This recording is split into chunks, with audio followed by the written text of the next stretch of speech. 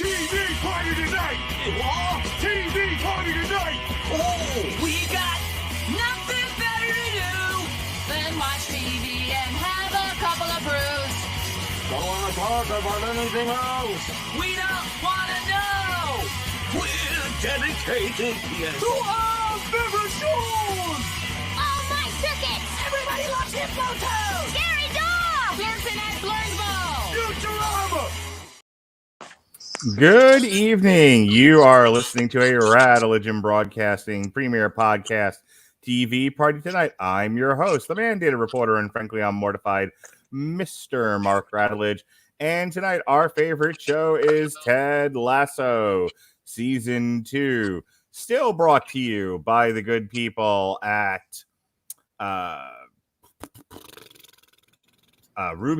Ruby's Tuna Incorporated, Doozer, Universal Television, Warner Brothers Television Studios, and of course it is available on Apple TV Plus. Joining me as he did for season 1 is Ted Lasso booster and number 1 fan, Gavin Napier. How do you do, sir? I'm doing well, Mark. How are you this evening? I'm very well. I just finished watching the steroid trial on Dark Side of the Ring. Have you been keeping up with it? I have not. The only Dark Side that I've watched has been the Benoit episodes. Really? You haven't watched, never went back and watched season 1 or the rest of season 2? No interest? It really is shocking how little television I watch these days. I get that. I can certainly sympathize and understand. I will tell you, and then we can get into the subject at hand. This is like the lowest rated season of Dark Side of the Ring ever, apparently. It's not doing well. And Pat and I will talk more about it, why we think that's the case next week, as tonight was the season finale. All right, switching gears, getting into Ted Lasso here. So as promised, Gavin pitched me this. He said, hey, I really like Ted Lasso. I think you should watch it. It's a very wholesome, very lovely show, despite some salty language. And I think you'd really enjoy it if you saw it. And the first season, as we talked about, kind of recapping, it was a little bit of a slow start. I had a little bit of a hard time getting into it. Second half, it started to pick up, and I'm like, oh, okay, I get this now. And then Ted Lasso had some really great lines at the end. I think it was one of them was like, be curious. Oh gosh, how's it go again? Not judgmental. Right, be curious, not judgmental, which I like. I did a TikTok. I was all over that one. I was like, that became my mantra for the day. So I was excited about season 2, and I have to say, season 2 started off kind of the same way, where I wasn't particularly connected with what was going on. I was just kind of like watching it because I knew we were going to talk about it, but it was like very passively.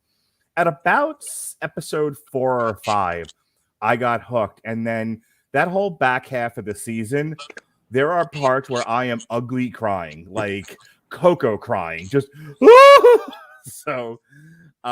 Just kind of your general impressions. What did you think of season 2?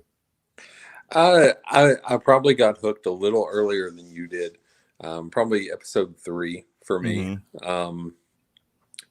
But a big part of what hooked me was the fact that they did telegraph some of the conflict that you would get throughout the season, and wanting to see how quickly that progressed and if there would be any curveballs for it. And some things were pretty straightforward. They did manage to work in a couple of really nice curves that I think probably threw everyone off balance, if we're being honest.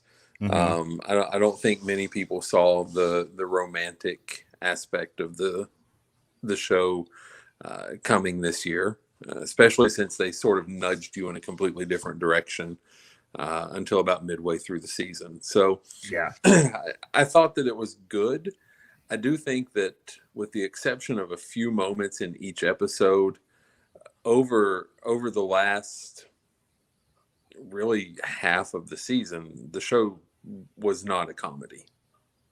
Yeah, this wasn't nearly as funny as like slapsticky as the first season.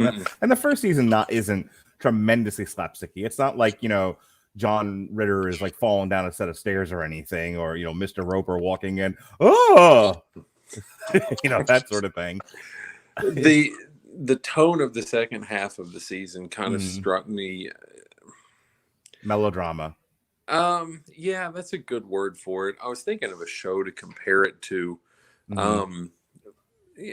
I never finished the show, but maybe the first couple seasons of Parenthood with Peter Okay. Krause and Dak Shepard and that crew, I because was there were thinking, some very lighthearted moments, but by and large, it was meant to push some emotional buttons. I was thinking, I think what was it called?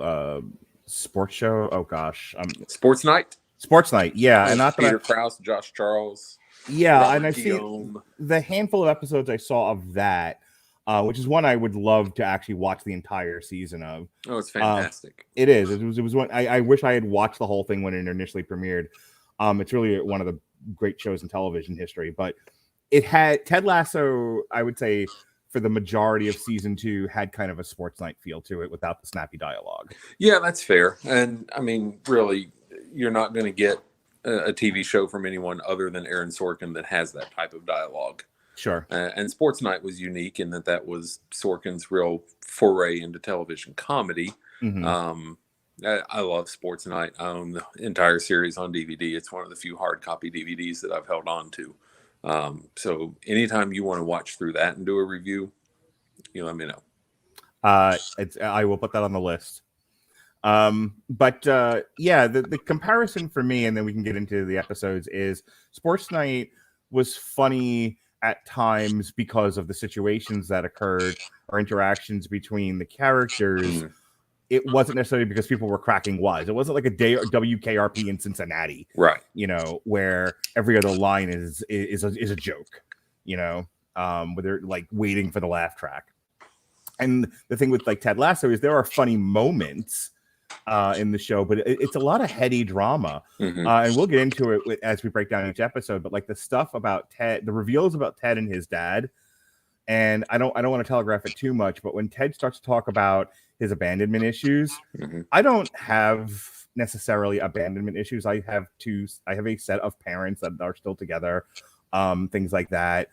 I am happily married with kids and all of that. But I don't know, and I don't know why. Maybe because I'm very empathic, especially because of my profession. But it hit me hard. Like when he started to talk about everyone left me, and then you left, and he's talking about the therapist. And we'll get into this in a little bit. That's when I about lost it. Yeah, and Ted's not alone in that journey. One of the things that they continued as a strength from season 1 is every character matters. There is development for every member of the cast, whether it's Rebecca Waddingham, whether it's Ted and Jason Sudeikis, or Keely and the massive throbbing vein in the middle of her forehead. Even though it seems like it's forgotten, and honestly it kind of is forgotten, or at least it was for me as a viewer throughout the majority of the season. But even Danny Rojas gets some development over the course of the entire season. So I think they did a very good job of continuing to develop the entire cast. And they did let each character deal with some emotional stuff.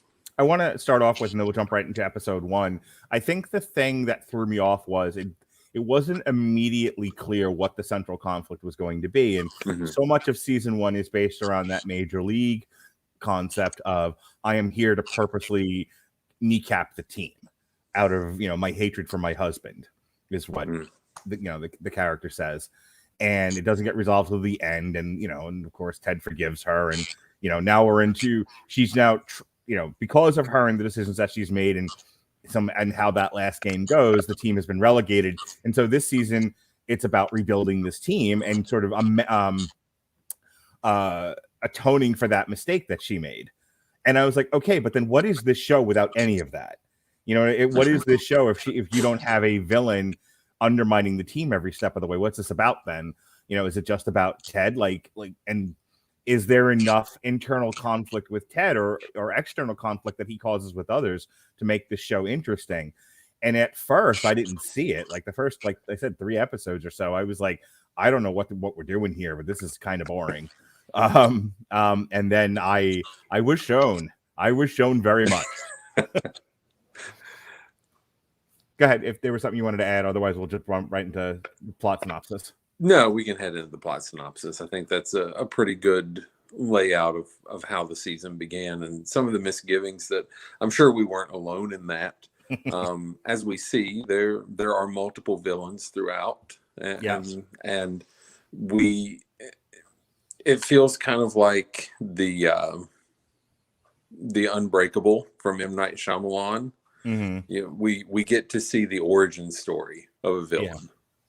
Yeah. That's right. All right, let's get there, because that's the last thing we're gonna have to talk about. All right, episode 1, Goodbye Earl, which debuted July 23rd, 2021. The episode starts mid-season as Richmond has drawn their last 7 games. Danny prepares to get a game-winning penalty, but he accidentally kills Richmond's Greyhound mascot Earl. We're starting with the yucks early here, as he jumps in front of the goal to attack a bird. Danny is guilt-ridden and loses his football skills. Meanwhile, a newly retired Roy is coaching an under-9 girls football team and dating Keely. They go on a double date with Rebecca's new boyfriend, John, but Roy convinces Rebecca after the date that she deserves someone better. To help Danny recover from his yips, Richmond hires sports psychologist Sharon Fieldstone, whose stern and disciplined attitude clashes with Ted. Rebecca breaks things off with John. After meeting with Sharon, Danny regains his enthusiasm for football and converts a corner kick goal in practice. As a result, more players begin to request sessions with Sharon. With his yoga group, Roy watches Lust Conquers All, and that Jamie is revealed to be a contestant on. Roy is livid with his group for liking Jamie. So I'll just start off here and I'll pitch to you. I immediately thought Sharon was going to be the villain of this season. That was like, okay, she's working for the husband. She's there to undermine the team now. Her role as therapist is to cause harm to this team. That's what this is going to be about. I could not have been more wrong, obviously, but that was the impression that I got, and I don't know if it's this episode or another one. It's one of the funniest gags of the show. Is she's watching Ted practice. She's watching Ted coach, and she's watching the team practice, and she's sitting in one of the last benches of that particular section. And Ted says something to Beard about, I feel like she's getting closer every time I turn around. She hasn't really moved, and then she does, and and he turns around again, and he's like, "Oh, come on!" I laughed hard at that. It was actually one of the biggest belly laughs out of me of the whole season. But episode 1, your thoughts? I enjoyed it. I enjoyed the absurdity of Danny Rojas killing a dog. Because he is such an exuberant, over-the-top, joyful character. So to see some misfortune befall him immediately in season 2 was such a departure from where he was in season 1. And I don't think I had quite the same impression of the therapist as you did. I think that when she popped up, to steal a term from Dungeons and Dragons, I saw her more of a chaotic neutral. Yeah. That she was just basically there to send everything spiraling out of control, which I was just as wrong as you were. That was not her role in any way, shape, form, fashion. Much like the first season, there's not a tremendous amount of depth to the first episode. It really does set the table for what comes in the rest of the season, planting little seeds that if you don't pay a lot of attention, you can overlook them. And really on first watch, there's no reason for them to reach out and grab you. But as you progress through the season and then you revisit episode 1, you go, oh. So the strength of the writing team is made evident when you go back and look at episode 1, because even going through the plot synopsis, you hit on some things that I had completely forgotten about while watching the second season. So kudos to the writing team for planting those seeds and giving you a reason to pay attention going forward. But not a tremendous amount of depth in episode 1 upon first viewing, but it's something that we'll go back and reference, I'm sure, multiple times as we look at other episodes. I'm going to make a reference and you're going to giggle because this is totally my gimmick. But if you've ever sat through an entire watch of The Wire, hang on, let me do it.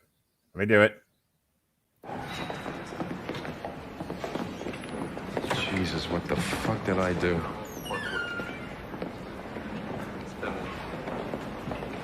You happy now, bitch? I got my drop in there. The first season of The Wire gives you everything you need to know about the rest of the season, and it seems like nothing happened. Almost especially that first season, because it takes so long to actually get to the detail, and then to cross into what we really need is a wiretap.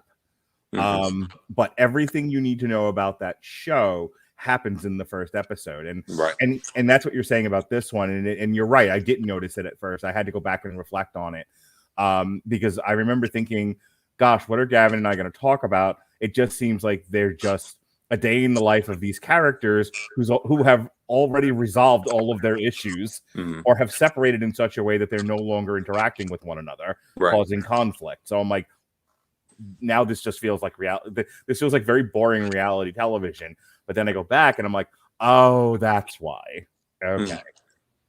And I will say very quickly before we move on to episode 2, because I don't want to forget, I know Ted Lasso absolutely cleaned up at the Emmys this year. They won virtually everything they could win. They won them all. So, but I will say that beginning in episode 1 and throughout the entire arc of season 2, I really feel like, and I don't know his name, but the gentleman that plays Roy Kent just makes an outstanding push for Best Supporting Actor at next year's Emmys. He really was a standout part of this season for me.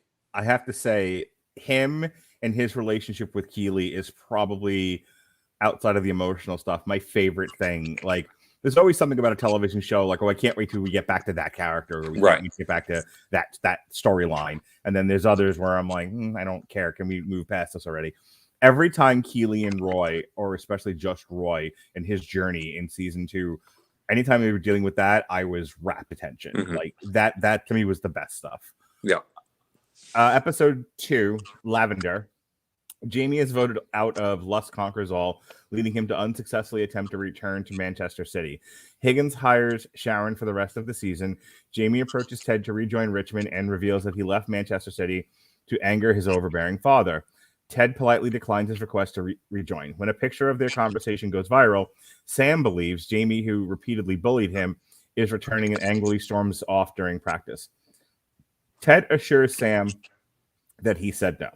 After the girls' team Roy coaches lose their championship, Keeley convinces Roy to try out a pundit job at Sky Sports. Despite his heavy cursing drawing the disapproval of the other pundits, Roy's commentary is positively received by the public, and the network asks him to return. Wanting to give Jamie a second chance, Ted reconsiders adding him to the team and polls the Diamond Dogs on their opinions. Higgins votes for the addition, while Beard and Nate vote against it. Roy admits to Keeley that he enjoyed being on the show. Jamie rejoins Richmond to the players' confusion. Yeah, not just the players, mine too. Like, I feel like there's a reel missing in the film where Ted has this epiphany that maybe it is a good idea to have Jamie come back. I mean, ultimately it was, and Jamie's story this season, there's going to be a line later on where he has an interaction with Roy, and he was like, and he really has a line that goes after my own heart, because I've totally been there. It's like, I'm doing and saying all the right things. What the fuck? Yeah. Jamie is so much more likable this season. But so, like, ultimately it was a good decision. But even I, as a viewer, was like, how did we get from no thank you, Jamie, to yes, Jamie? Where was the middle part where Ted turns around? He just kind of does it. Yeah, it was a little abrupt. That being said, rewinding to the final episode of season 1, Ted obviously cares for Jamie. He's become something of a father figure to him, in lieu of Jamie's father, who we get to see quite a bit of in this season. So I don't think it's a terrible gap in logic. I just feel like the execution left a little to be desired, because Jamie rejoining the team makes sense from a plot progression standpoint, from a character standpoint for Ted, from a character standpoint for Jamie, and even for the rest of the team, because we do see that the dynamic that Ted has built is it's a group of people that give second chances, forgive one another. So it all makes sense from a storytelling standpoint. It's maybe the one flaw that the season had in terms of storytelling execution. Yeah, that's all I'm saying. Like, I don't disagree with the logic of it. I like I said, it just feels like you ever be watching TV and you fall asleep and you wake up and like you can more or less figure out what's happened later on in the movie, but you missed an entire scene that would have told you. I feel like that scene's missing, and it's fine. Like, you can there's enough context that you can just kind of go with it. But for a show as well written as this one, it seemed I would have liked to have seen a scene that changes Ted's mind, or at least a conversation between him and Beard. Because here's my thought on this. I feel like Ted's coaching style is to create dynamism within the team by adding bits of chaos. Mm-hmm. I don't know what the word I'm looking for is, but like basically things, surprises, agents of chaos within the team dynamic, because then people have to react differently, and those reactions create opportunities. It's something that I call the sandpaper theory. Is you make people uncomfortable because sandpaper is rough. And it gets everywhere. It requires friction, and it's difficult, mm-hmm. but the end result is a polished, finished, usable product. Yes. And so Ted creates those sandpaper moments by doing things that throw everyone off guard, and in the end, it all comes together nicely. Roy produced some of my laugh out loud moments every time he was on the panel, including when he finally quits. When he quits is the best. Yes. That episode is probably my favorite of the season. Mm-hmm. But Roy, I love Roy's like just sort of angry stoicism, Mm-hmm. and so like the growling, that all works. And with the kids is also cute as hell. Yes. And just the Roy, you can't call the other team fuckers. You just can't. Things like that, I got a kick out of. So I was very much enjoying all that stuff. Yeah, I again, he's really a standout part of the season, and I'll be shocked if he doesn't win Best Supporting Actor in a Comedy at the Emmys next year.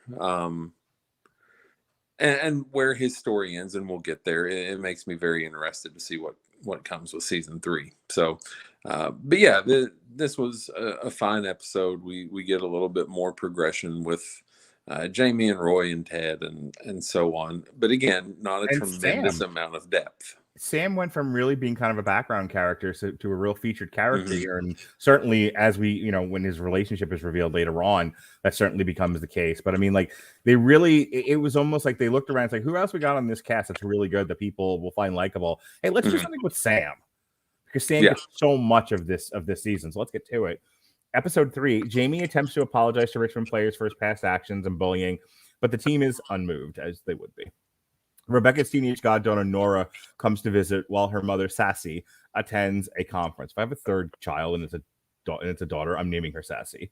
After watching Rebecca's futile efforts to entertain Nora with childish activities, Roy advises Rebecca to invite Nora to spend the day with her at work. Keeley organizes a photo shoot with Sam for Dubai Air, the team's sponsor, but Sam's father informs him that Dubai Air's corporate owner is an oil company polluting his home country, Nigeria. Keeley directs Jamie to talk to Sharon for help in getting back in the team's good graces. Sam withdraws from Dubai Air's ad campaign, leading the company to demand that Rebecca fire Sam. Nora convinces Rebecca to hold firm, ultimately calling the company's bluff. During Richmond's next game, Sam, Isaac, and Winchester cover their uniforms' Dubai Air's logos with black tape in protest. Jamie leads the rest of the players to follow suit. In the post-game press conference, Ted allows Sam to speak on Dubai Air's malfeasance and the Nigerian government's corruption. Despite losing the game, the team celebrates breaking their draw streak. Jamie toasts Sam for his courage, and the two reconcile. This was a great episode. It really was. The actor who plays Sam, I'll get his name in a second while you're talking, but the actor who plays Sam is utterly fantastic here. And you didn't really notice him in the first season. This one, he blossomed, and he's, other than Roy, he's like my favorite character in season 2. He has a genuineness to him that is difficult for actors to obtain.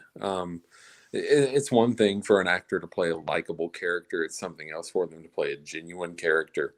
And with Sam, you don't feel like you're watching an actor. You feel like you're watching a person. And I think that comes through in how he interacts with other people, how he handled himself at the press conference.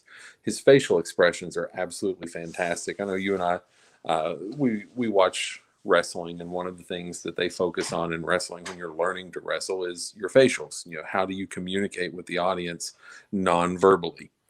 And the little things that Sam does with his facial expressions, the way his eyes light up, his smile, his degree of smile, you can tell when he is pensive and contemplative, and he does a lot of nonverbal expression.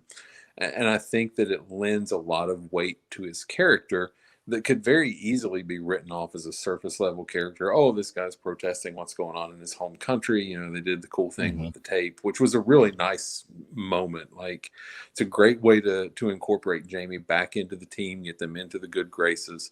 But I think Sam, the actor that plays him, just a tremendous job in this episode and for the rest of the season. When I was in college, one of the drama assignments we had to do was a monologue. And, you know, there have been some great dramatic monologues throughout the history of film and stage and television. But I have to say, like, his is a very understated one. Like, his speech to the press, it's very understated and it's kind of short, but it's one of the best monologues I've ever heard. Like, it's the way it's delivered. So it's very self-assured and very, like, straight to the point. And he doesn't need to be, you know, Sam Kinison at the pulpit or anything like that. He's just like, these are the things that are happening and they're wrong. And I am utterly convinced of this and cannot be told otherwise. Yeah. Deal with it. And it's great. Like, it's I think that level of conviction is rare to see in public. Yeah, I would agree. Episode 4. Let's go back to where we were. Carol of the Bells. Oh yeah, this is the Christmas episode, and this really turned it around for me. This is where things start to cook. It's Christmas time in Hollis, Queens, in Richmond. Roy and Keely's attempt at a romantic, sexy Christmas is derailed by Roy's niece, Phoebe, visiting, feeling insecure after a boy at school teased her for bad breath. Higgins and his family host a Christmas party for the players from overseas. Danny, Sam, and many other players come to the party, bringing their own Christmas traditions with them. Pleasantly surprising Higgins and his wife. Meanwhile, Ted plans to spend Christmas video calling Henry and Michelle, but the expensive drone Ted buys his son causes Henry to run off to play with it.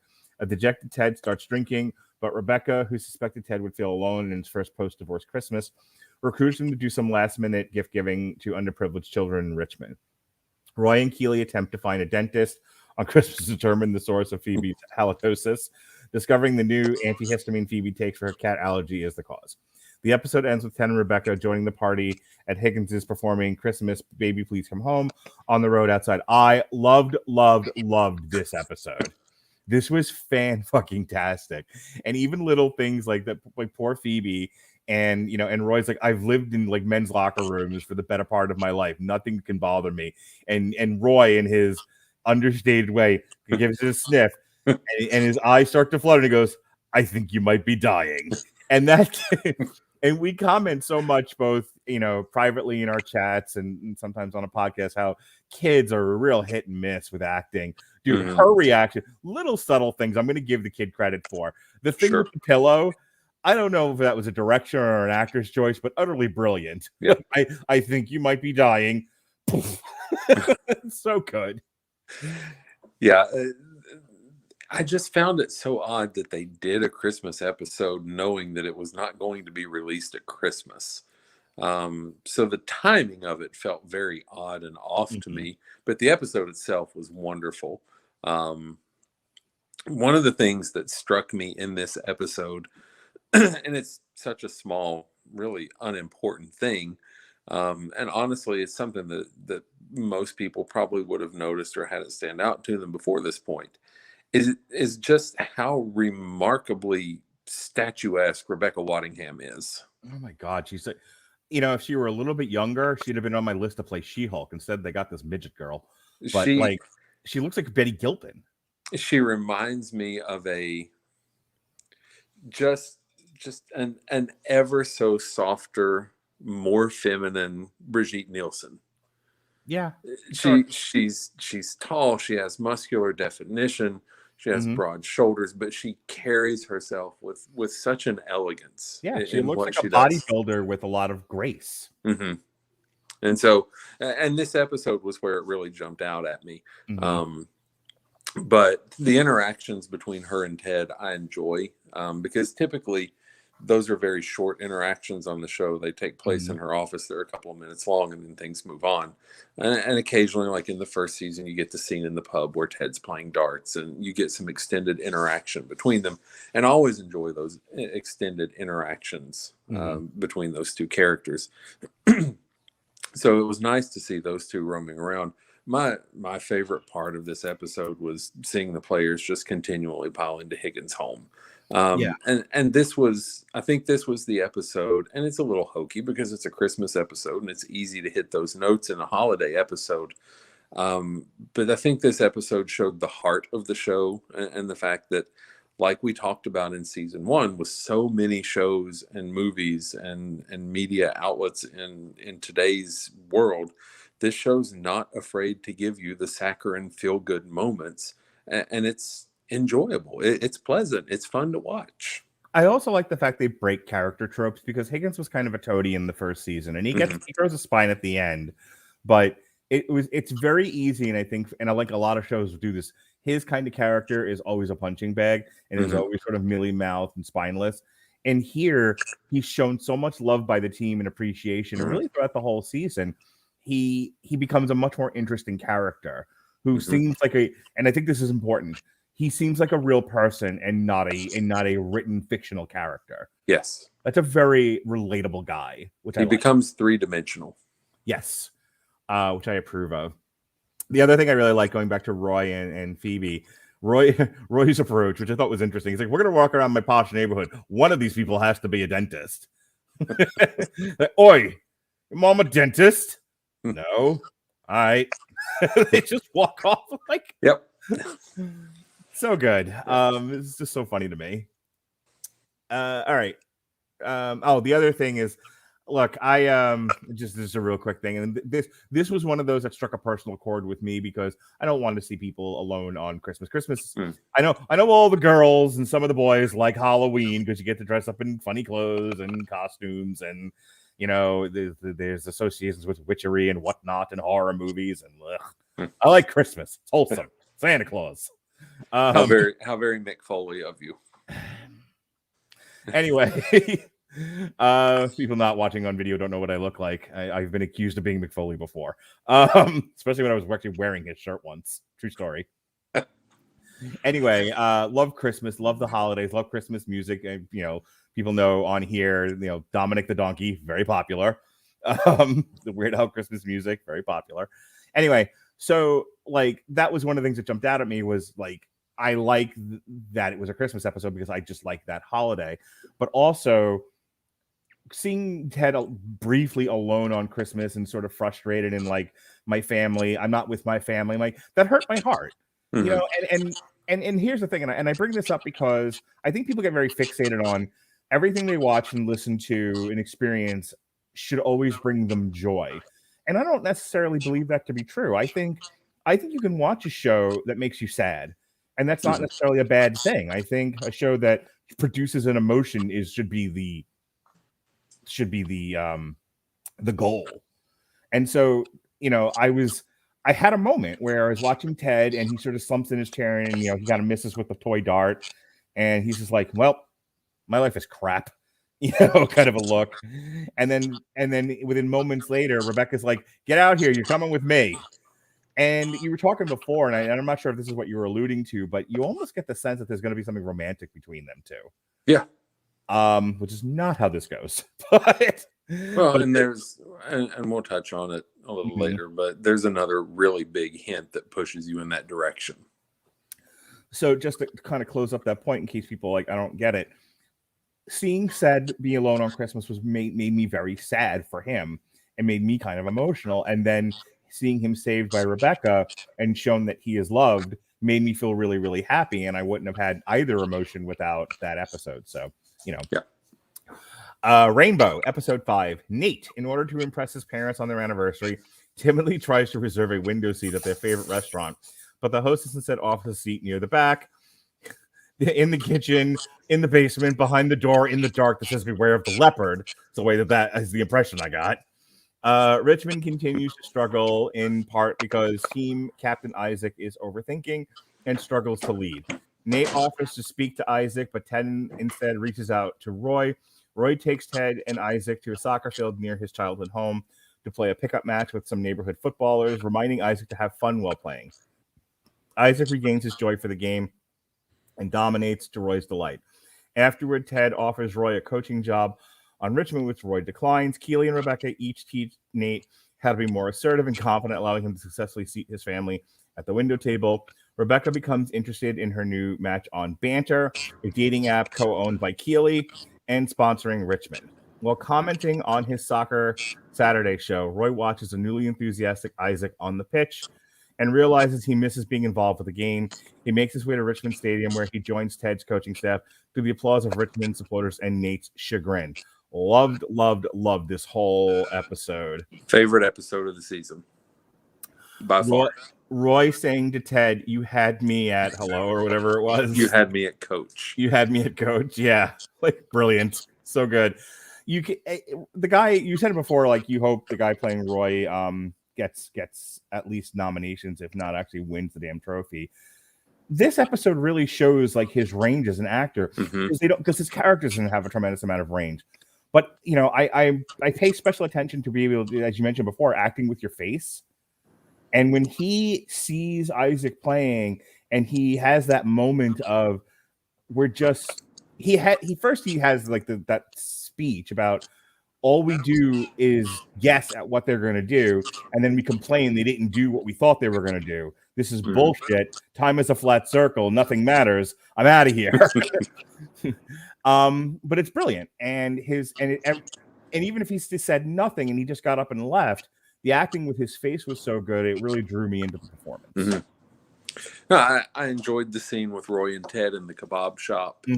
I enjoyed, him watching Isaac and Isaac saying, "Well, I'm a professional. I'm going to dominate them," and Roy's like, "Oh, okay," and seeing him actually emote a little bit, and plus the way they just effortlessly weaved a number of very iconic romantic comedy quotes throughout the episode, just brilliant.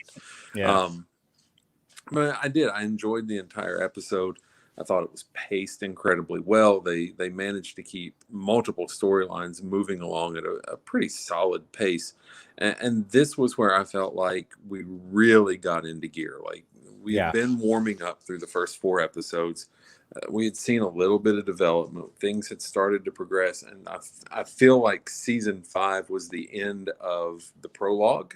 And season 5 is where the season actually or episode 5 is where the season actually begins. Yeah, I totally agree with that. And it's funny, going back to what you said before about you don't realize what they've done until you've watched the whole thing and you go back and you go, oh, memento, got it. Seeing what happens with Nate by the end of the season, especially like the kind of penultimate moment where he spits at the mirror, and you're like, it all starts with Roy coming back, which is great for the team and great for Roy, and such a wonderful moment between him and Ted, and it utterly shatters Nate.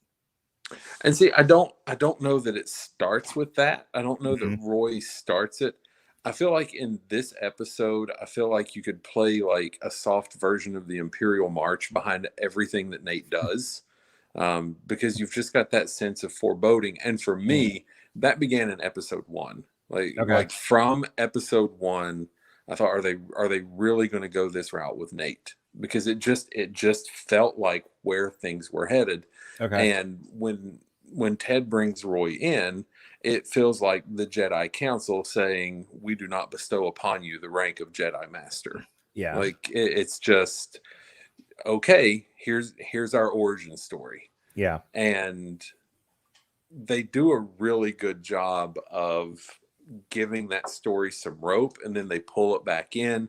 Will he? Won't he? Will he? Won't he? Because there are moments where Nate very much embraces that aggressive character where he wants the credit. And then there are moments where you see him revert to being Nate. Yeah. And this episode, even though they have dropped hints, or I felt like they were through the first few episodes, this is where you really start to see that change in Nate start to happen. I laughed hard at there were two things about Nate in this episode that struck me. One is I laughed hard when he finally asserts himself and they give him the table. He gets what he wants. Mm-hmm. And you're like, oh, look at me, you know, what a man I am. And it's like, and then give me your number. And she's like, no, I have standards. Yeah. And I, you know, and they're always careful enough not to go too far with any one character. Yeah. Into self-parody. The other thing, and I think this is the mark of a really brilliantly written television show, is that just because someone's the bad guy doesn't mean they're completely unsympathetic. Look at Nate, his father. Like, you can't help, even though Nate does shitty things and acts in a very shitty way by the end of the season, you can't help but feel bad. It's kind of like Jamie in the first season. When you suddenly realize what his father's doing to him, like, oh, well, Jamie is shitty, but now you can at least see why, and I'm sympathetic towards him. Mm-hmm. And that's what happens with Nate this season. Yep. And much like with Jamie, Ted fills that father figure role for Nate, and it plays out very differently. So yeah, for sure. Episode 6, The Signal. This is great. Another great Royer moment. What's going to be the signal? You'll know it when you see it. With Roy Kent on the coaching staff, AFC Richmond is on a hot streak. Coach Beard is back with Jane, which worries Higgins, who is advised by Ted and Nate against telling him. Jamie is upset that Roy refuses to give him coaching advice. Roy relents and tells Jamie he needs to occasionally bring forth his brash and aggressive personality on the pitch. Rebecca, seeing men from another dating site while continuing to flirt with her mysterious banter match, gets a visit from her mother, who just left her father. At lunch with her mother, Rebecca tells Ted and Keeley that her parents separate every few years, only to quickly reconcile. While in a close game against Tottenham Hotspur in the quarterfinal of the FA Cup, all four coaches give Jamie the signal to play selfishly, raising their middle finger at him, leading to a goal from Jamie. Ted has a panic attack and leaves the pitch. With Richmond in disarray, Spurs score. Without Ted, Nate steps in and calls a triple substitution that leads to a game-winning score for Richmond. Rebecca looks for Ted in the locker room but cannot find him. Rebecca's banter match is revealed to be Sam. Higgins tells Beard his concern. Beard is appreciative and embraces him, but still leaves with Jane. As Dr. Sharon goes to her office, she finds Ted waiting and asks for help. The bit where Roy says to Ted, yeah, I know what's wrong with him. You fucking ruined him. That's what's wrong with him. And Ted's like, huh, I'm listening. It's so good. Yeah. And it's so right. It's just like Jamie so wants to be accepted by the family he found that he's willing to do all the right things, but sometimes the right thing is the wrong thing. Mm-hmm. And that's the point that Roy is trying to make, that there are times, and he outright says this, when it's appropriate, you need to be the best shining star on the team and be laps ahead of everybody else, because that's what you do. And that's when it's needed. But the rest of the time, you need to put your dick back in your pants, sir. You just can't be swinging it around all the time. And Jamie's like, right, got it. So that was all really well done. The other, we get a little bit more of Nate. That's all set up for Nate to finally, come out at the end of the season the way that he does, which we'll talk about. But Ted and his panic attacks. This is both good and bad for me, because I feel like it took forever to get anywhere with Ted. Like, this is 2 episodes longer than previous season, and I think I wanted them to get a little bit more into Ted's mentality, his psychology, a little bit sooner, but that just might be a personal thing for me. Like, I was really anxious to see what was the cause of his panic attacks and what's going on with him psychologically. And I just couldn't wait. And they were drawing it out and drawing it out and drawing it out. And like the next episode or two where he's hot and cold with Sharon, boy, was that familiar to me. I've had those things said to me. So I was definitely both empathetic and sympathetic, but it was like, all right, like, get there already. Let's finish already. Like, stop dragging this out. Yeah, I enjoyed this episode. This is the episode where I felt like they dropped the other big hint that Ted and his boss were romantically involved, because you see her typing and texting away, and then it immediately cuts to a scene of Ted walking, looking down at his phone and grinning, and then he just tucks his phone into his pocket. And it was very deliberately placed so that you got the impression that Ted was talking to her. And then later in the episode, they give you the swerve and they show you who she's actually talking to. The relationship between she and Sam is really the one point of contention that I have with this episode, or with this season as a whole. And I'm willing to wait and see how things play out in season 3 and how they eventually do resolve the storyline, because it's not complete. Right.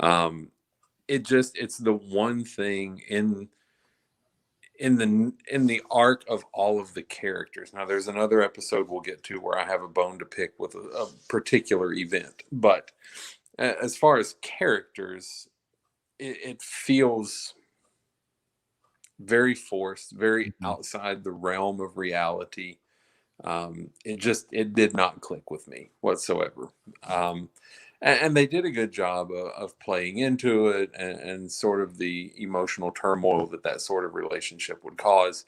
I just don't see it really progressing after the initial discovery. It just did not ring true to me. But the episode as a whole was fine. I do wish they would have dipped back into that part of Jamie's persona at least one more time throughout the season, instead of just leaving it in this episode.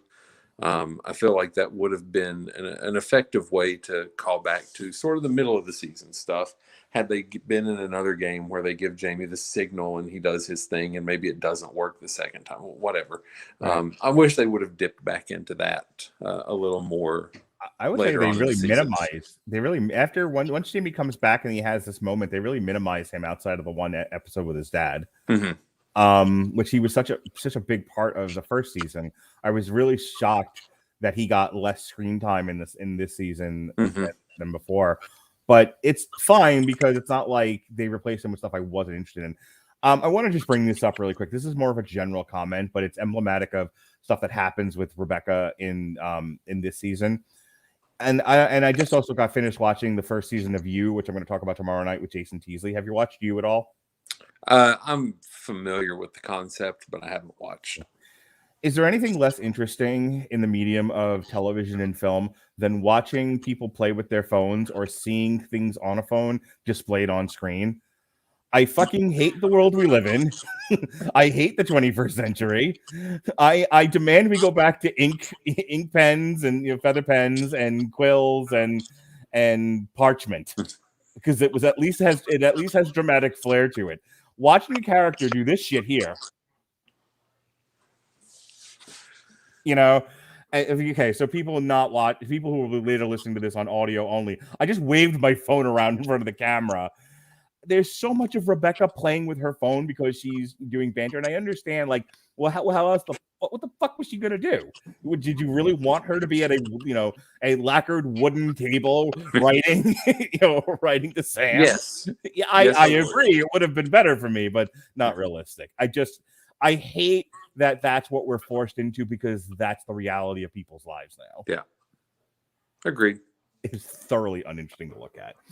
I'll tell you, if you're going to write a letter, and with such a forced promo, if you're going to write a letter to somebody using an ink pen, or whatever, parchment, quill, that sort of thing, you might want to use Grammarly, because Grammarly's AI-powered products help people communicate more effectively. I don't really know how I'm now going to connect something that you do on a computer to my assertion that you should use a quill and parchment, but go with it.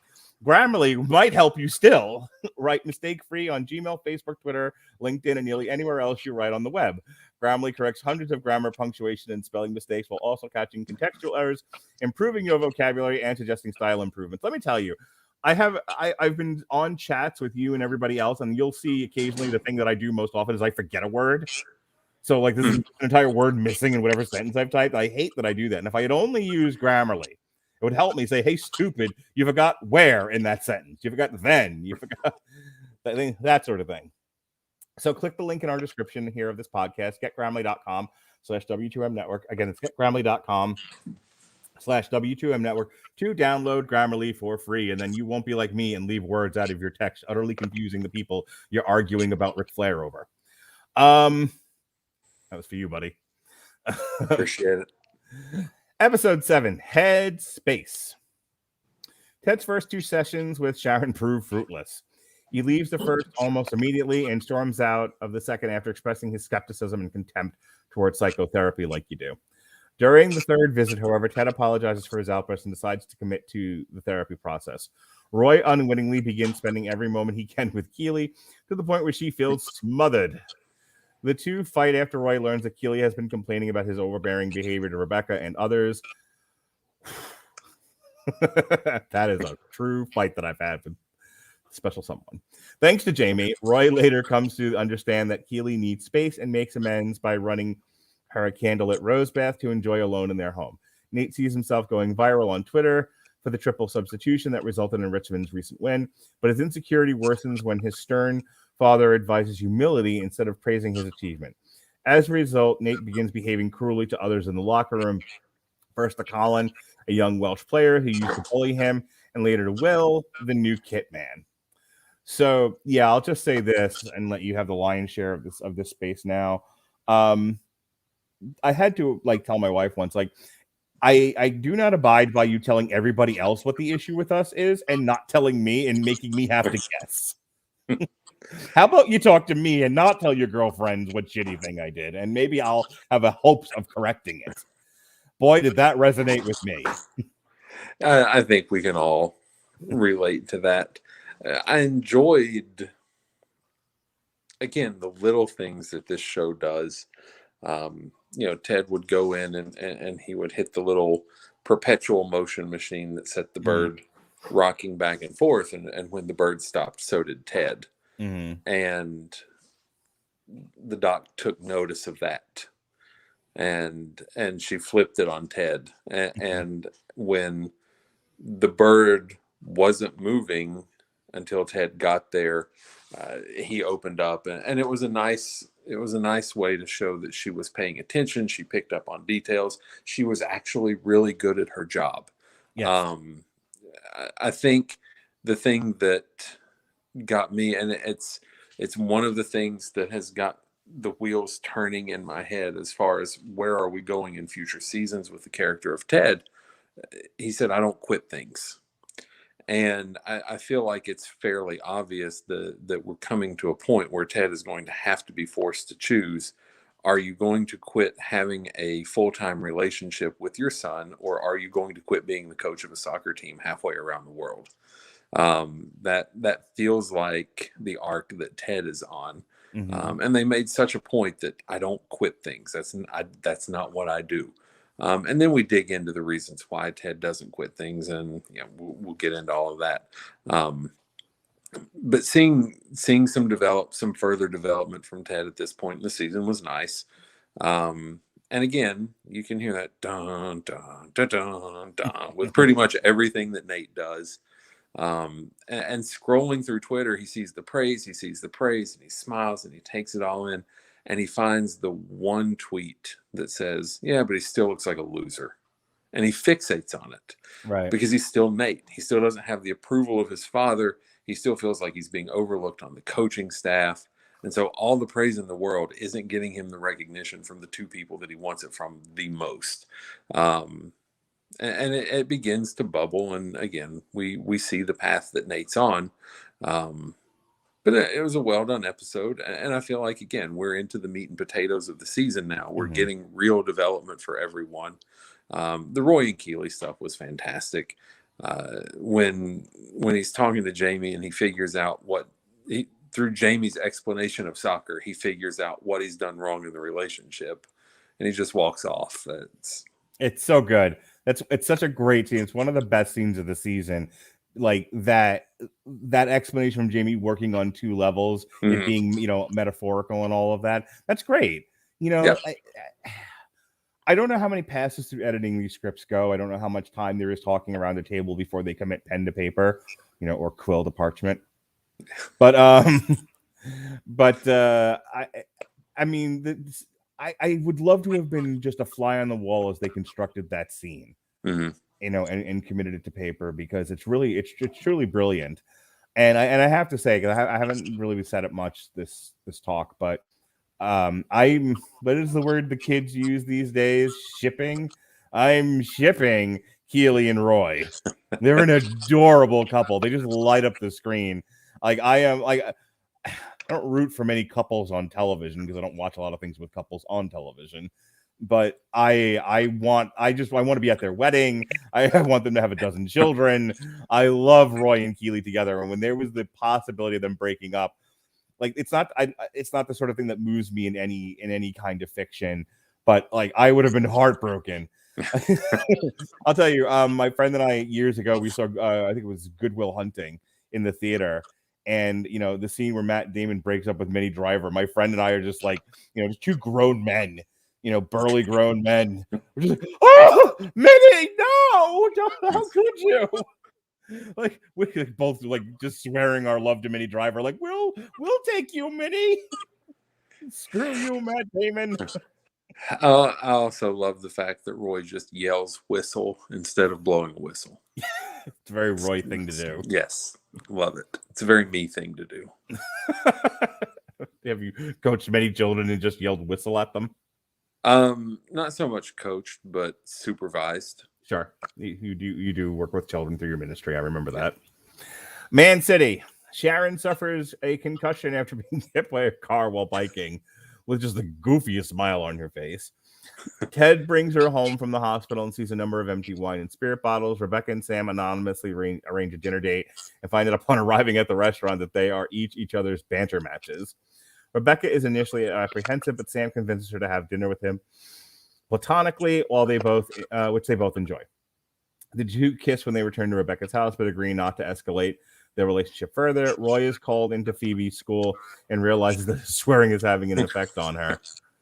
Richmond plays the Wembley Stadium for the first time against Manchester City, but suffers a harsh loss. After the game, Jamie is bullied over the loss by his abusive father, James, in the locker room in front of his teammates and coaches. Jamie finally retaliates and punches his father dead up in the face, whom Beard escorts out. Roy embraces Jamie, who breaks down crying in his arms. The team shakes Ted into calling Sharon and confessing that his father committed suicide when Ted was 16. Rebecca and Sam ultimately spend the night together. So yeah, this is the first time besides like the bit of the Christmas one where like in the Christmas one, I just kind of teared up slightly and it was like, oh, can't be seen crying. This one, I was like, my face just fell off between the Roy Jamie hug in the locker room.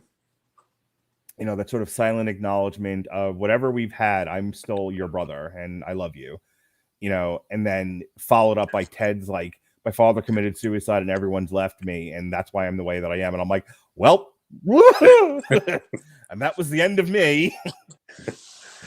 Yeah, the Roy and Jamie embrace, that was the one moment this season that probably got me the most. And I don't really have an explanation for it.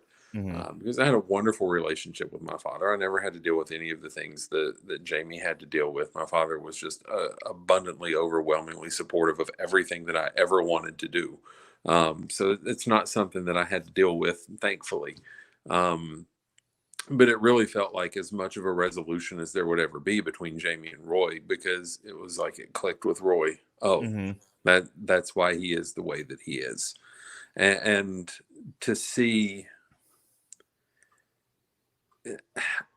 pity from Roy and to see him be the one when everyone else is stunned in this horribly awkward situation. I mean, you just watched a kid get humiliated by his father to the point that he punched his father in the face. I mean, how do you respond to that? Right. For Roy to be the one that breaks that moment of awkwardness and to go over to embrace Jamie and to see that outpouring of emotion from Jamie. That one got me. That one made the eyes sting a little bit. So that, and then the stuff with Ted didn't resonate with me quite as much. However, again, it's not something that I've ever had to deal with. It's not something that I can relate to in terms of a relationship with my father, but Jason Sudeikis takes a lot of knocks for his performances in various vehicles, and some of them are fairly well deserved. He's been in some stuff that really wasn't very good. But I think in Ted Lasso, he's proven that he is a more than capable dramatic and comedic actor. And this scene really shows that he can play those roles with depth, with humanity, with something that is grounded in reality. And he's not just a huckster that spits out cornpone sayings and catchy witticisms. He can bring some real depth to the character. I don't know if it's a commentary on the modern state of comedy in film and television, or if it's just something about me, but I love when a comedian breaks through their drama cocoon. You know, Robin Williams, who's known for his like cocaine riddled comedy, but his dramas were outstanding. You know, and then his kind of successor, Jim Carrey, you know, who was known for doing silly things in Living Color, and then does the Truman Show and oh gosh, what's the movie theater one? Eternal Sunshine. No, but that's another good one. No, the one with the movie theater. Oh, I can't think of the name of it, but I know you know what I'm talking about. Yeah. You know, or Will Ferrell when he was in the Lifetime movie. Yeah, I was like Will Ferrell has had some drama cocoon moments. Another one that I was thinking of was Adam Sandler, whose comedies outside of like The Waterboy and The Longest Yard I typically hate. Which is a big bone of contention between my wife and I, who loves his comedies. But I generally hate Adam Sandler's comedies, but his dramas are so good, and he's such a great dramatic actor. And so, you know, and Jason Sudeikis falls right into that, where you're like, holy crap, like when he has to be dramatic, he nails it every time. For me, it wasn't like, and we don't need to talk too much about, you know, fathers and relationships, but in either case, like I said, my father's still alive, right? And that's not what I was keying into. Sure. I think the acknowledgement that with all the shitty things between Roy and Jamie, that they could get past it and just acknowledge that they are brothers, you know, and that they love each other. I think that's what I connected with. That sometimes we set aside the bullshit to just acknowledge somebody in their life and say, I'm here for you. That, you know, it's when I was talking about Falcon and the Winter Soldier, you know, there were just some certain themes that resonate with me, things that I believe in, you know, we can do better. As stupid as a sentence as it was said in the show, I resonated with the theme of that, or the theme of that resonated with me. And then, you know, Ted talking about his father abandoning him again. I don't have those specific issues, but hearing somebody talk about that, like, that tugs on my heartstrings. I genuinely feel bad for those people. Yeah. And I want better for them. I want them to have family. I want them to be loved. The other thing I just wanted to bring up real quick, the Wembley Stadium speech was hilarious to me. Oh, it was beautiful. Because they tried to do the Hoosiers thing where this rim is 10 feet high. This court is 83 feet long and 55 feet wide. No, it's not. Yeah, if they it's didn't much larger, Coach. If they ever wanted to rename the show something other than Ted Lasso, kind of like a Roseanne thing, you know, they have to kick Jason Sudeikis off the show, but they want to keep it. Call it Taking the Piss Out of Everything. Yeah. Yeah. So funny. Beard After Hours. Oh, this was the Homer Trip Out show. The Homer Trip Out episode of this season. Holy cow, this was missing everything but peyote. The night of Richmond's loss against Manchester City, a dispirited Coach Beard returns to his apartment. He visits a pub and is joined by avid Richmond supporters Baz, Jeremy, and Paul. After the pub closes, the four sneak into an exclusive basement club, but Beard rips his pants and is thrown out. He accompanies Mary, a woman from the club, back to her apartment to fix his pants, but is forced to flee from Mary's hulking boyfriend, Darren. Beard is soon cornered in the street and beaten by James Tart, Jamie's father, and his friends. Darren saves him, having followed him to return Beard's wallet and phone. Beard is horrified to find a string of angry texts from Jane, with whom he is still in love. Beard is brought home by Baz, Jeremy, and Paul, who had hired a limo with the money they won at the private club. He thanks them for the ride by giving them the address of his secret entrance to Richmond's home stadium. After his apartment key breaks in the lock, Beard stumbles across a secret nightclub in the basement of a church Jane previously claimed to be. He meets Jane and enjoys a night of music and dance. The following morning, a sleep-deprived Beard returns to work as usual with his coaches. Take it away, Gavin, because other than comparing him to Homer Simpson in the Homer Trip Out episode, I got nothing.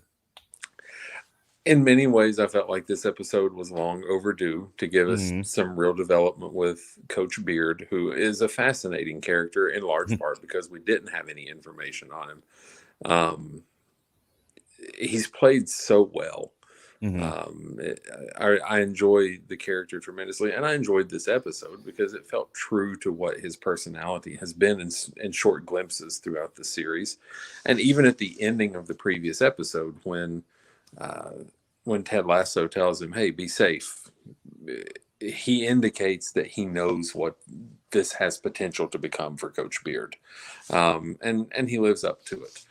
But the one moment that I found just too hokey and too unbelievable was when the muscle-bound boyfriend rescues him in the sewers of London. It felt just a little too convenient, too tropish, too Deus Ex thuggery.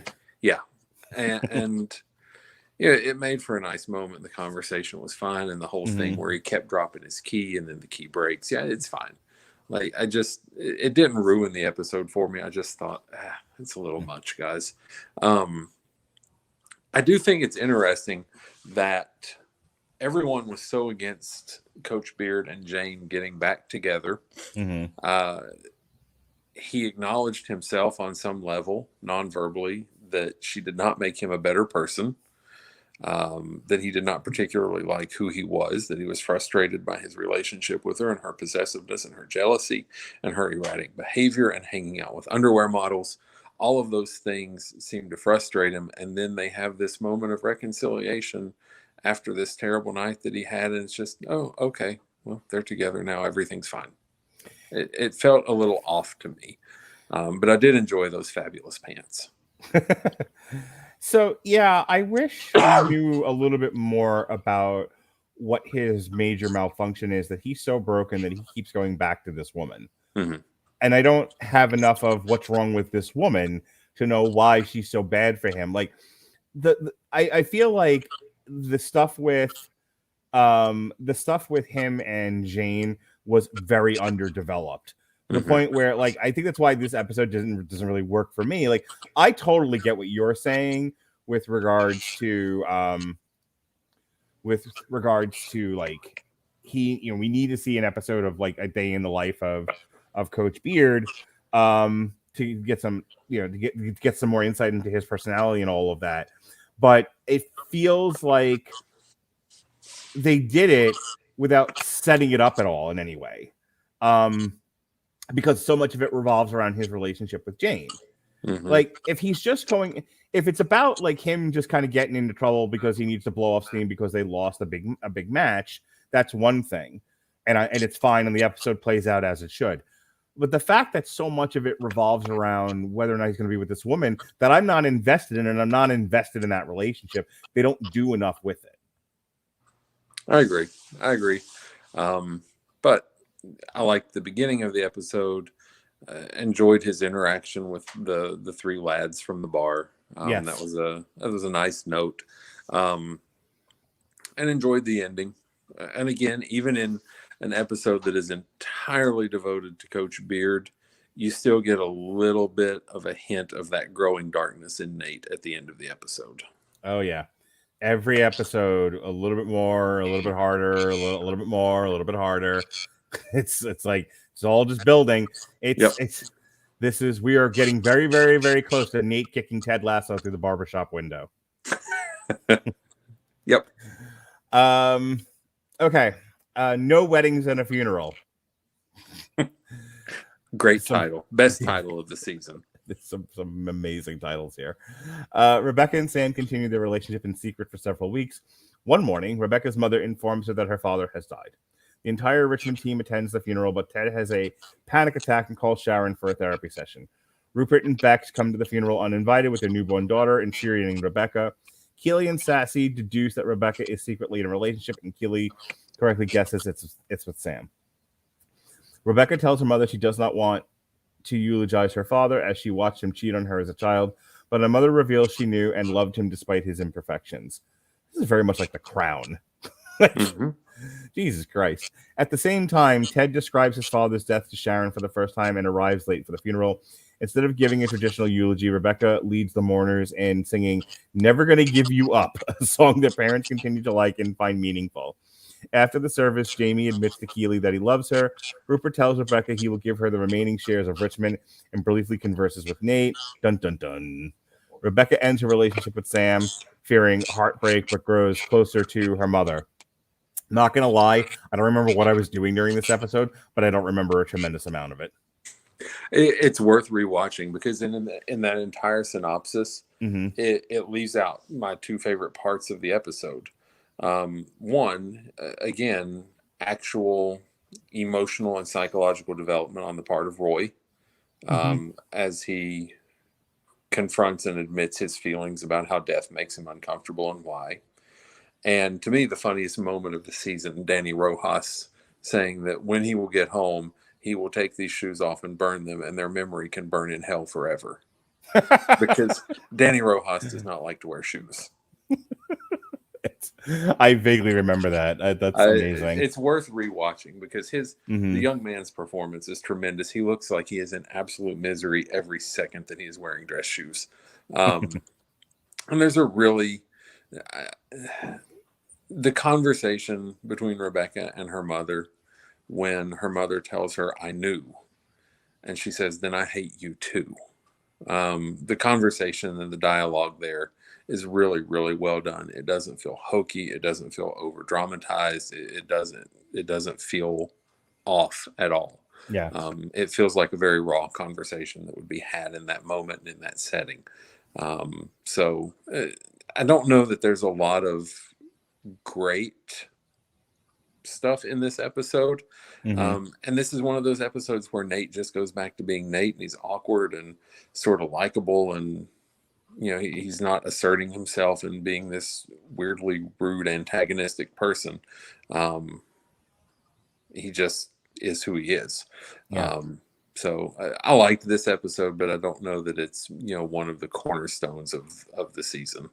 I might give it a rewatch because I know I missed Ted talking specifically about his father's death, and it's something I think I want to hear for myself. But there's other points that you're bringing up I think are worth rewatching it too. So, and I now remember what I was doing. I was watching it in bed and passed out. So. Well, yeah, I think you'll really enjoy the Roy stuff. Okay. Episode 11, we're almost done here. Sam scores the first hat trick of his career. Ghanaian billionaire Edwin Akufo. The actor playing him is so funny. He's fantastic here. Tremendous. Visits Richmond and informs Rebecca that he wants to buy Sam as a player. Akufo elaborates to Sam that he wants to buy Raja Casablanca and sign an ensemble of Africa's most talented players, predicting that an African team will win the FIFA World Cup within 20 years. Sam is given 3 days to consider the offer, though Rebecca pleads with him not to go. Nate continues to feel the frustration of receiving little credit for developing the team's tactics. While trying on new suits, he impulsively kisses Keely. During Roy and Keely's photo shoot for the latter's magazine profile, Keely admits Nate's kiss and Jamie's confession of love at the funeral, and Roy tells her he spent 3 hours with Phoebe's teacher. Both are left shaken.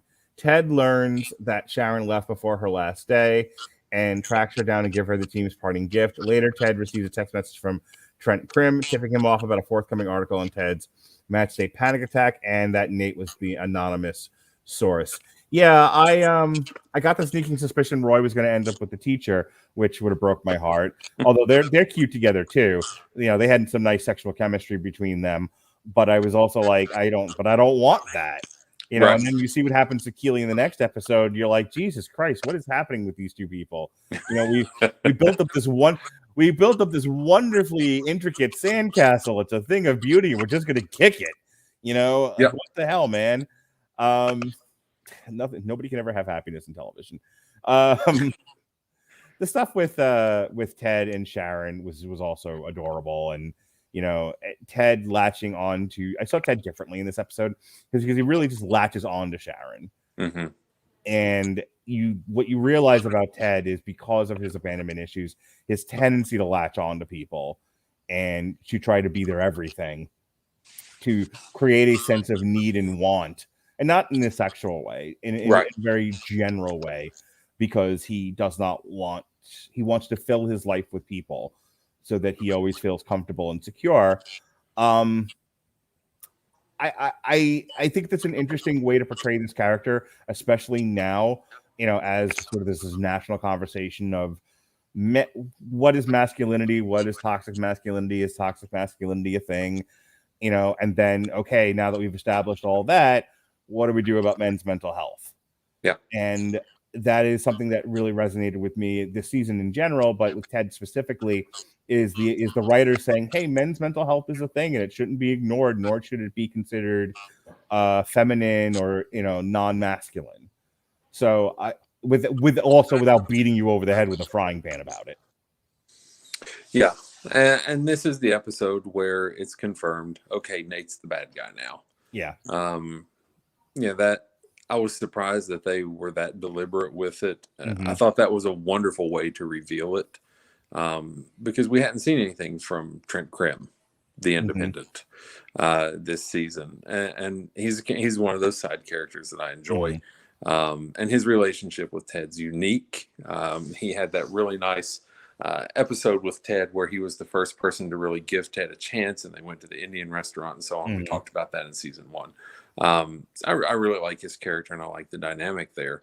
And the fact that a reporter revealed their source to the subject of a story is not something to take lightly in the world of journalism. That's not something that you do, and it has consequences. It lays groundwork for season 3. This episode in general, I think, does give a lot of insight into Ted and his abandonment issues. I enjoyed the dynamic between the two of them, right up to the very end where Ted ditches her at the bar and leaves her with a glass full of beer with an army man in it. I enjoyed that little callback to season 1. It shows that the writers are in fact paying attention, which is always nice when writers do that. I like it when they remember things that they wrote and continue to use them. Yeah. It's quickly becoming an almost lost art. So kudos. Such to the point, there's an entire niche industry, cottage industry of YouTube creators creating content, dissecting things, specifically pointing out that people do not abide by their own continuity. Yeah. I'm talking about pitch meeting. So the fact that he dropped the army man in the glass for her, that was a nice touch. I enjoyed that. Yeah. Overall, a really well done episode. Some nice heartfelt moments, and a really nice penultimate episode where you can sort of take a breath. You can enjoy what's happening. And when Trent Krim texts Ted and says the source was Nate, that sort of lets you know where you're going to end the season up. Yeah. All right, so let's get to it. Last one, Inverting the Pyramid of Success. Ted receives the club's full support after the news of his panic attack. He focuses on the season's final match, which would determine Richmond's promotion to the Premier League. Keely learns Banter's VC wants to finance her own PR firm. While Keely celebrates with an overjoyed Rebecca, they discover Rupert has bought West Ham United, because of course he has. And also, by the way, dun dun dun. Roy forgives Jamie and Nate for sharing their affections with Keely, but worries she will leave him. At halftime during the match, Nate tries to abandon his false 9 tactic, but the players elect to stick with it. Ted asks Nate why he's upset with him. Nate tearfully responds that Ted continuously neglected him since joining the coaching staff. Danny scores an equalizing penalty to secure Richmond's promotion. The team and supporters celebrate, but Nate walks off dejected. Sam decides to stay at Richmond, to a Kofu's chagrin, telling Rebecca he wanted to benefit his own personal journey. Ted runs into Trent Krim, who was fired as a reporter after revealing his anonymous source. Roy tries to go on holiday with Keely, but an already overworked Keely encourages Roy to go himself. Sam leases a storefront to start a Nigerian restaurant. 2 months later, Rupert greets the newest member of his West Ham coaching staff, which is Nate. A couple of things, and I'll give you the final word on this episode. Okofu's reaction to Nate not taking the job is the funniest thing in this whole season. I will buy a childhood home.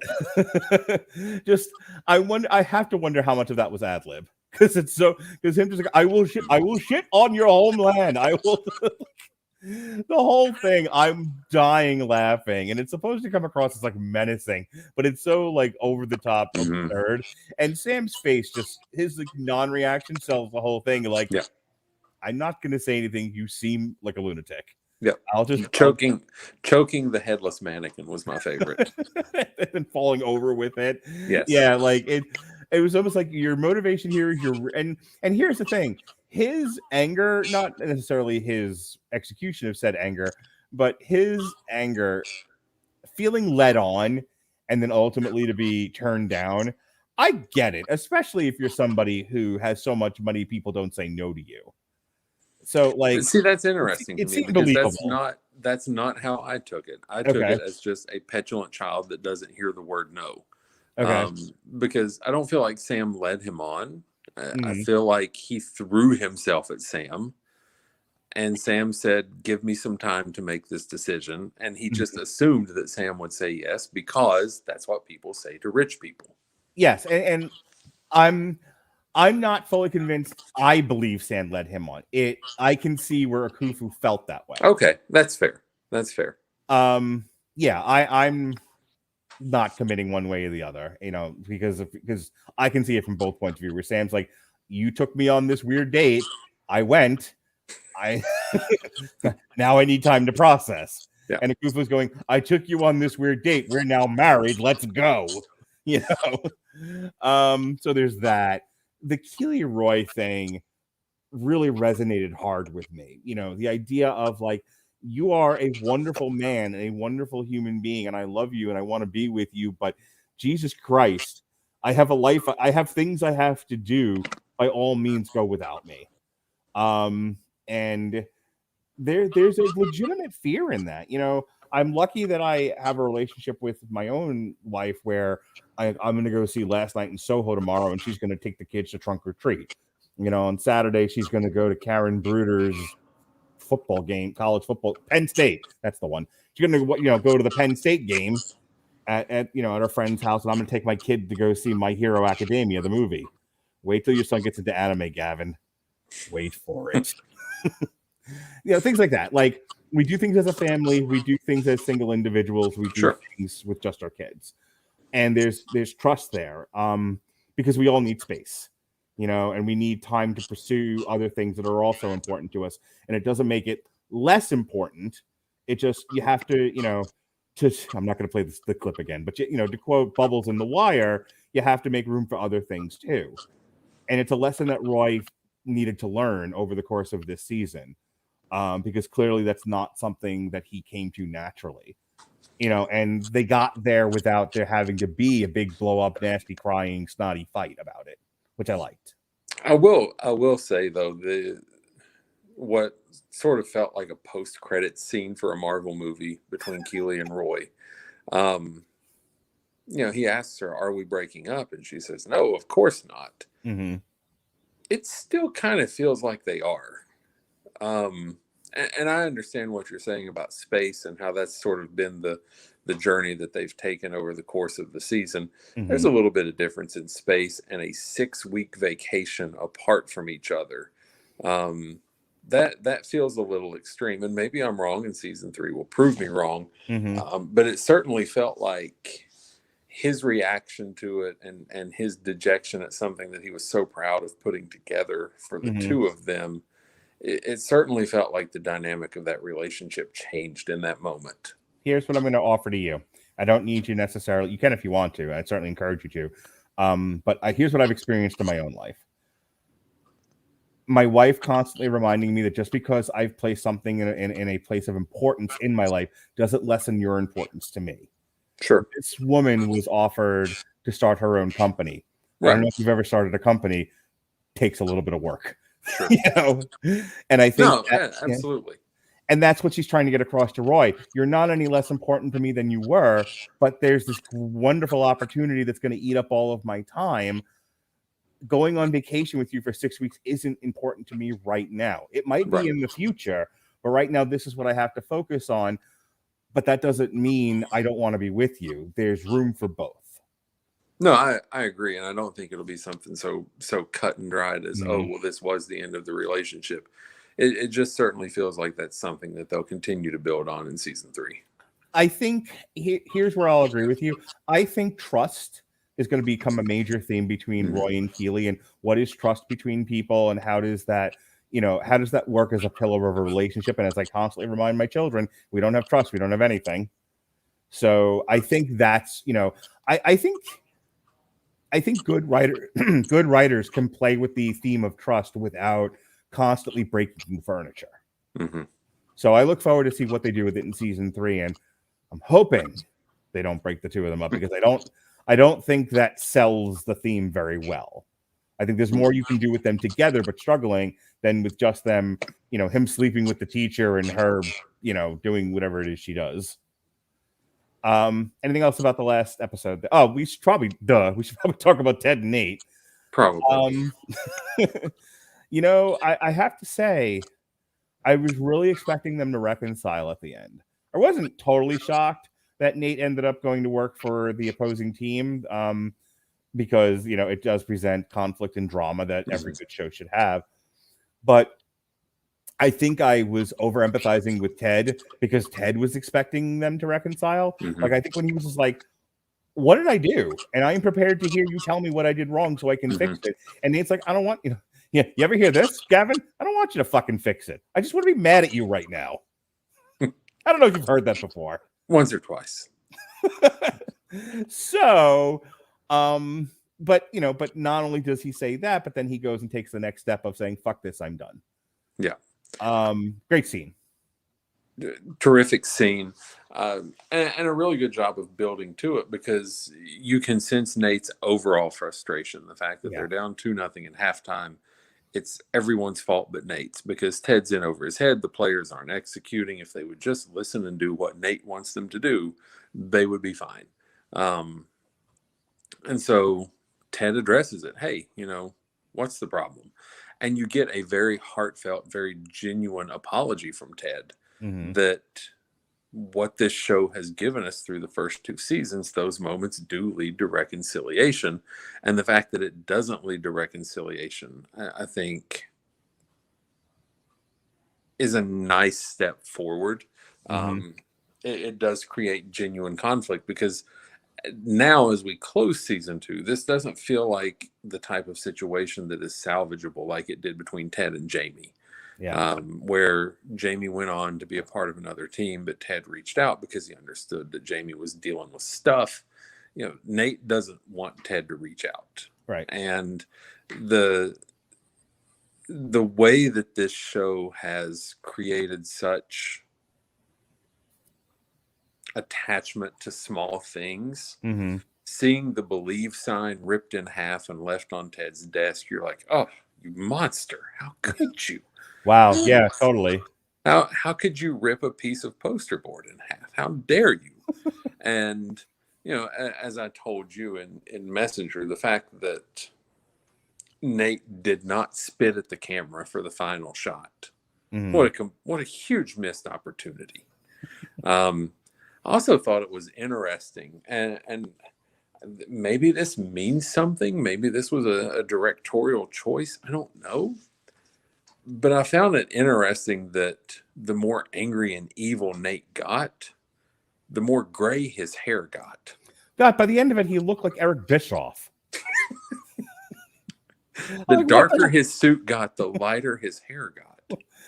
It's also like the very Tobey Maguire Spider-Man thing. I'm evil. My hair does this now. So, like, because the whole first 2 seasons just about he's got his hair kind of pushed forward. I know where my son wears his hair, and then now he's the HNIC. He's the main villain. He's Skeletor, and so his hair is artistically toofed. Yep. Yeah. He's got some gelatin. He's got some sort of product going on, and he's got a nice salt and pepper, and while it looked kind of drab, kind of just dark, and he looked more older than I think he really was. Now, like I said, he looks like when Eric Bischoff went gray, just let his hair be gray, how shiny and silver it was. Like, Ma, you silver fox. Yeah. That's totally what he's going for there. I had to laugh hard. Like, I got what they were going for, and it didn't feel necessarily like too over the top, like you've hit clown territory, but it was definitely like, I'm the villain. Look at me. Yeah. I'm wearing my villain costume. Yeah. All black suit, gray hair, new hairstyle, smug look. Yep. Yeah. Everything but a skull and crossbones on his chest. Yeah. And so now the minor villain from the first season and the new villain from the second season have teamed up. So season 3 should be very interesting. They've laid plenty of groundwork for what comes next. There's a lot of development in season 2 for them to capitalize on. Overall, I think season 2 more than lived up to expectations following a fantastic season 1. And I'm excited for season 3 to roll around.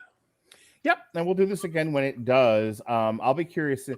Depending on how season 3 goes, I'm not sure how many more seasons they can squeeze out of this.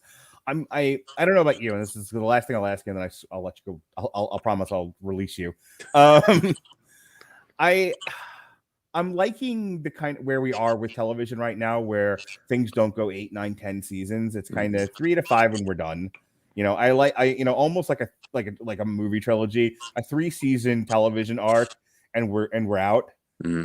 Feels better for me, and maybe that's just because I talk about so much stuff. I kind of just want things to end so I can move on to something else. Oh God, please be over! I don't want to have to reschedule another one of these. But I don't know how you feel about it. I like television shows ending earlier than later. I think it depends on the IP. I think some things lend themselves to a never-ending story, for lack of a better term. You look at NCIS pushing 20 years.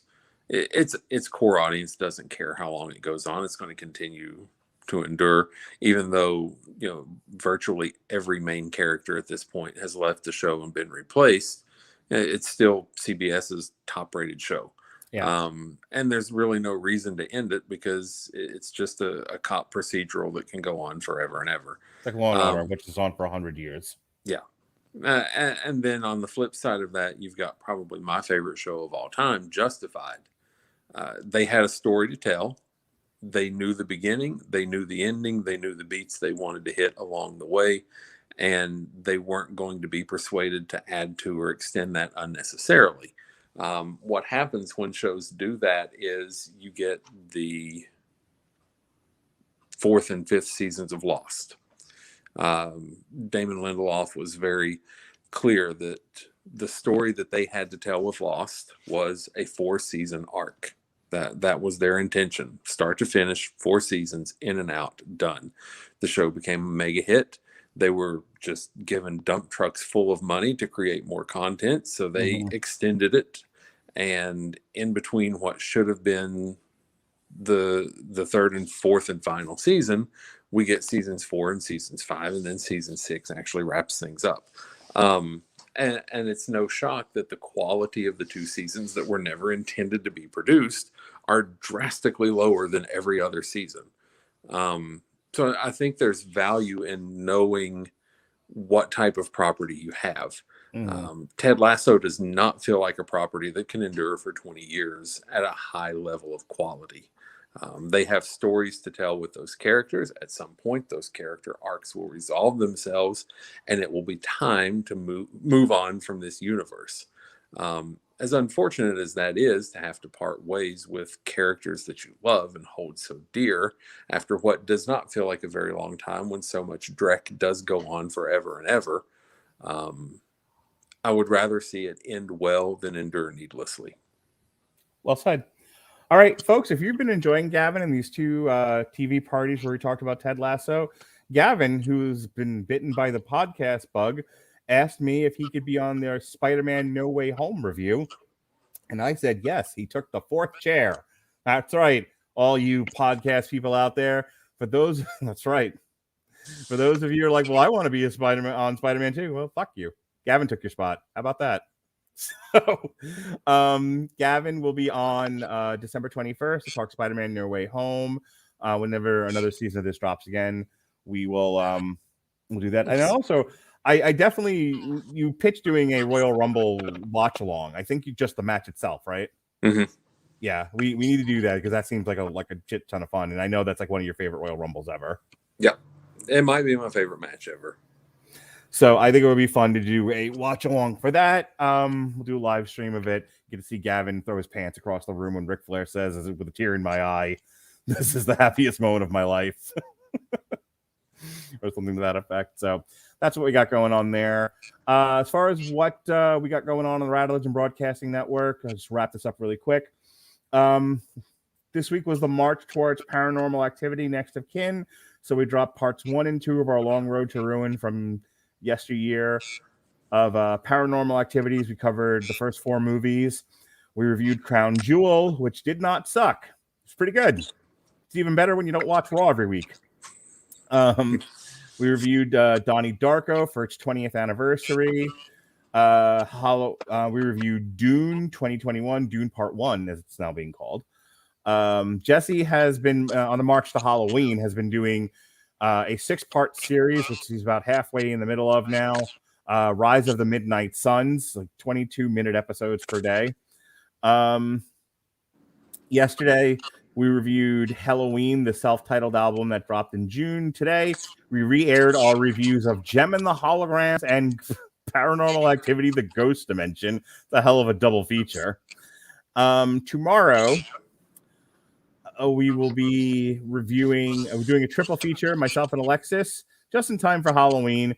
We've got Scooby Meets Courage, straight out of nowhere, Muppets Haunted Mansion, and My Little Pony, The Next Generation, Rah, Rah, We're an Angry Mob. And speaking of angry mobs, Jason Teasley will be joining us on a late night TV party tonight. We'll be discussing You Season 1, because he twisted my arm and made me. We've got trivia for the month of October. This time we're focusing on horror movies. That's hosted by Alexis and Jesse. That's a lot of fun. And Robert Winfrey has an early UFC night, so I dragged him into boxing coverage. We're going to do the ESPN Plus show, Jose Zapata versus Josu Vargas from Madison Square Garden. So that'll be fun to talk about. We'll do a live stream of that. And then on Halloween, we've got Power Rangers on A Nightmare on Elm Street. That's Jesse and Alexis again. We've got a re-airing of our Trick or Treat reanimated review from the Metal Hammer of Doom. The last part of the Rise of the Midnight Suns and Spawn number 9 in theory. I don't know if he's recording this or if he's dropping it. I don't know what he's doing. Jesse's a mystery wrapped in a pickle, wrapped in a conundrum. So next week we've got Eternals by Neil Gaiman, Last Night in Soho, Paranormal Activity Next of Kin, Ministry, Moral Hygiene, and Pat and I will review Dark Side of the Ring Season 3B. Before we go, anything you want to plug? Anything you want people to know about you? Where they can find you, if they can find you? You can, in theory, find me on Twitter at Gavin Napier TCH. That's about it. I don't really do much of this stuff anymore. I've got a toddler and 2 full-time jobs. Wait, you can get the toddler on the podcast. It's even better. He's getting close to being able to speak intelligently. It's fun. Tell you, do like I do. Do commentary tracks with children. It's fantastic. The insights, let me tell you. And on that note, thanks for coming along, Gavin. We'll talk to you soon.